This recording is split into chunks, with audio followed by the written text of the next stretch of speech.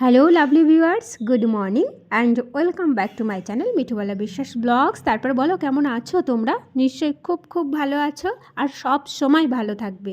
সঙ্গে আমিও ভালো আছি। চা খেয়ে চলে গেছি কিন্তু রান্নাবান্না করতে। রান্নাবান্না হয়ে গেছে বন্ধুরা, এখন আমি খাবারটা জাস্ট বেড়ে দেবো আর স্নান করতে গেছে। তারপরে আজকে না ওপরে যেতে হবে, কালকে যেহেতু ঝড় হয়ে গেছে বিকেলবেলা, প্রচুর পাতা ময়লা ছাদে এসে একদম ভরে গেছে। ওটা সন্ধ্যাবেলা দেখে নিলাম। আর হচ্ছে খাবারটা দিয়ে তারপরে ওপরে ছাদটা ঝাড় দিতে যাব। সেই কাজগুলো তোমাদের সঙ্গে শেয়ার করব, গল্প করব, সঙ্গে থেকো। এখন আমি ভাতটা বাড়বো, তারপরে দেব। এখানে কিন্তু আমি খাবার দাবার দুজনকে দিয়ে দিয়েছি। আর সঞ্জয় যেহেতু অফিসে যাবে তো একবারে স্নান করেই বসে গেছে খেতে, সঙ্গে আদিও খেতে বসে গেছে। চলে এসেছি ছাদে, আর হচ্ছে খাবারটা আমি বেড়ে দিয়ে এসেছি। মানে কি লাস্ট করেই দিয়েছি, আর কিছু নেওয়ার বা দেওয়ার কিছু নেই, সবটা কমপ্লিট করেই এসেছি। ওরা খাচ্ছে, এই যে লকটা খুলবো আর ঝাড় দেবো।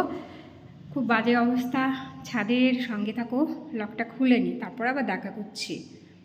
তো তোমাদের নিয়ে তো ছাদে এলাম, আর এই দেখো ছাদের ভীষণ বাজে অবস্থা। রোজ একই টাইমে প্রায় ঝড় আসছে, তারপরে বৃষ্টি হচ্ছে। আগে যদি একটু বৃষ্টিটা হয়ে যায় তাহলে কিন্তু ঝড় আসলেও ধুলো ময়লাগুলো আসার সম্ভাবনা কম থাকে।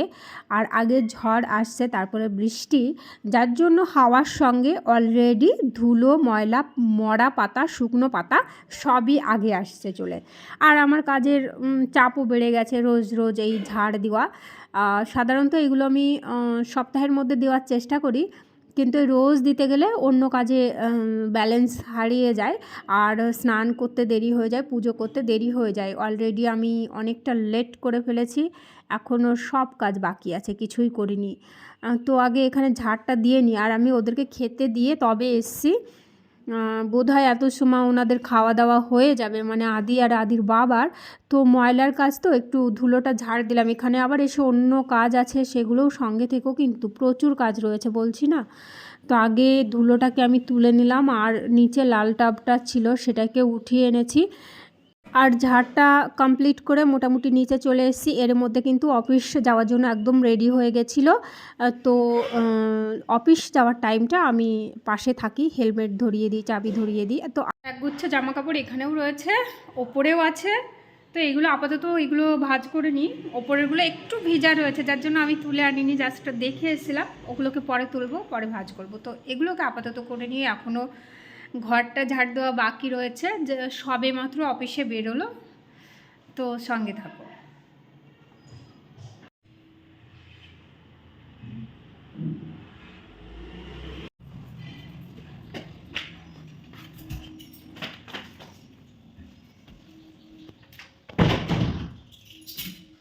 জামা কাপড় গোছানোর পর্ব অনেক আগে চলে গেছে, এর মধ্যে আমি অনেক কাজও করে ফেলেছি, কিন্তু সেগুলো আর ফোন দিতে ভুলে গেছি। তো যাই হোক, এখন আবার উপরে যাব, ছাদে যাব।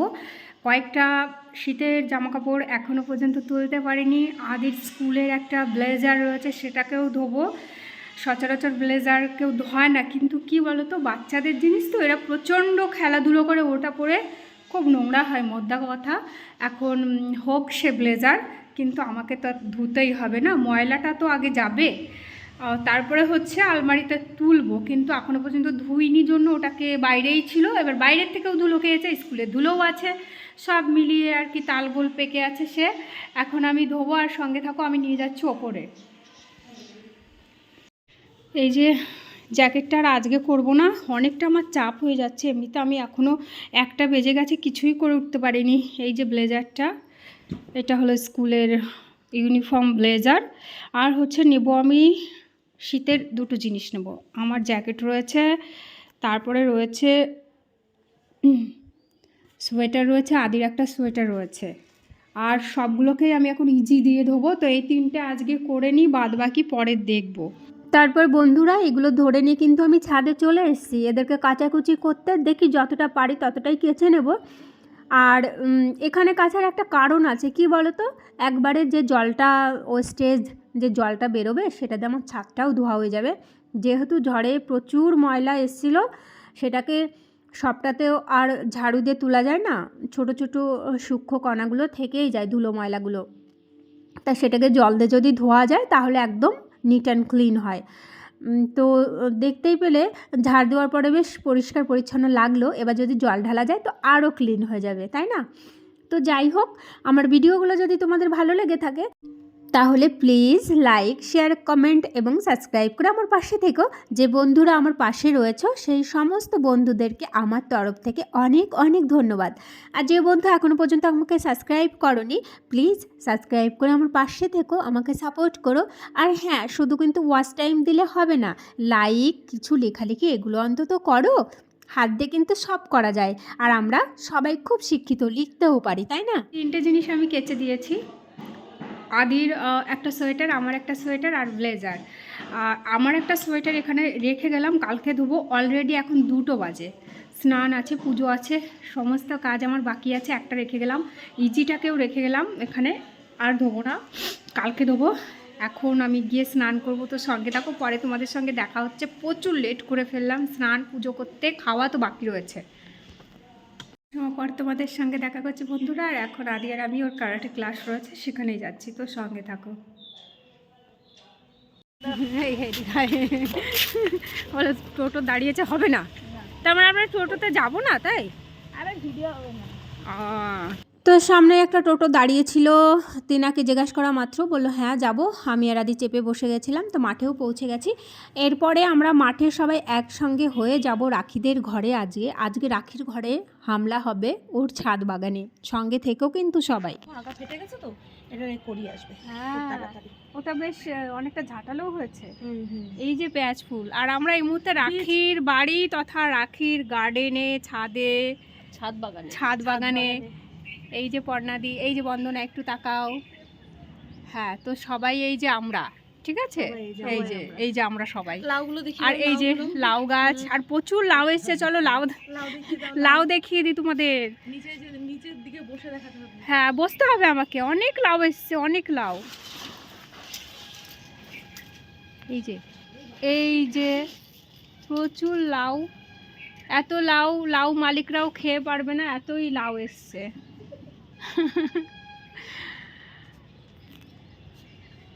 সত্যি তাই, রাখির ছাদ বাগান গার্ডেনটাকে এত সুন্দর করে সাজিয়েছে না।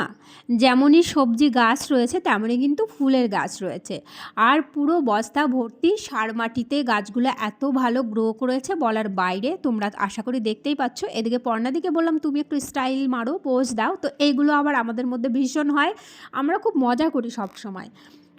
যে পুরো বস্তাটার মধ্যে সার মাটি, বলো? হ্যাঁ, অনেক মাটি। গাছগুলো ওই জন্য তো দারুণ হয়েছে, হৃষ্টপুষ্ট হয়েছে গাছগুলো। পেয়ারা গাছ রয়েছে এখানে, 12 মাসে আম গাছ রয়েছে, বেল গাছ, কোদবেল গাছ রয়েছে, তারপর একটা চাপা, না এটাকে কি বলে, চাপা, হ্যাঁ হ্যাঁ হ্যাঁ, এটা চাপা ফুলের গাছ, ইয়েলো কালারের ওটা। হ্যাঁ হ্যাঁ, আর এই বুগেনভেলিয়াটা 3টে কালার, সেদিনকে বলছিলে তুমি 3টে কালার। সব ফুলগুলো দারুণ ফুল ছিল। হ্যাঁ হ্যাঁ হ্যাঁ, সব পড়ে গেছে। তো বন্ধুরা, বাগান তো আমরা দেখছি, সঙ্গে কিন্তু তোমাদেরও দেখাচ্ছি।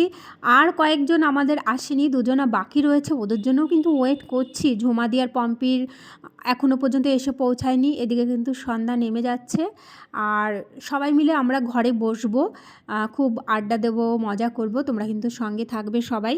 আর এরই মধ্যে কিন্তু ঝুমাদি এসে গেছে, আর আমরা যারা যারা লাউ নেব সেই লাউগুলো কিন্তু কাটাকুটি করছে রাখি, কারণ আজকে আমাদের সবাইকে লাউ দেবে। তো আমরা লাউটা নিয়ে যাব। এই দেখো, ঘরের মধ্যে কিন্তু চলে এসেছি, আর এখানে এখন আমরা প্রচুর আড্ডা দেব, চা খাবো, অনেক কিছু খাবো, এগরোল খাবো। শুধু তাই নয়, রাখির একটু শরীরটা খারাপ ছিল, ওকে দেখতেও আসা, প্লাস লাউগুলোও নেওয়া, মানে বেনিফিট আমাদেরও রয়েছে ওকে দেখতে এসে। দেখলাম কি বাবানকে নিয়ে তো কোনো ব্যাপার না, বাবানের রেজাল্টে আমি কোনো ওকে তো ক্লাসেই রাখছো। হ্যাঁ, আর হচ্ছে ছোটুর দেখলাম তো ইয়েতে শিফট করে দিয়েছে, বিল্ডিং শিফট করে দিয়েছে।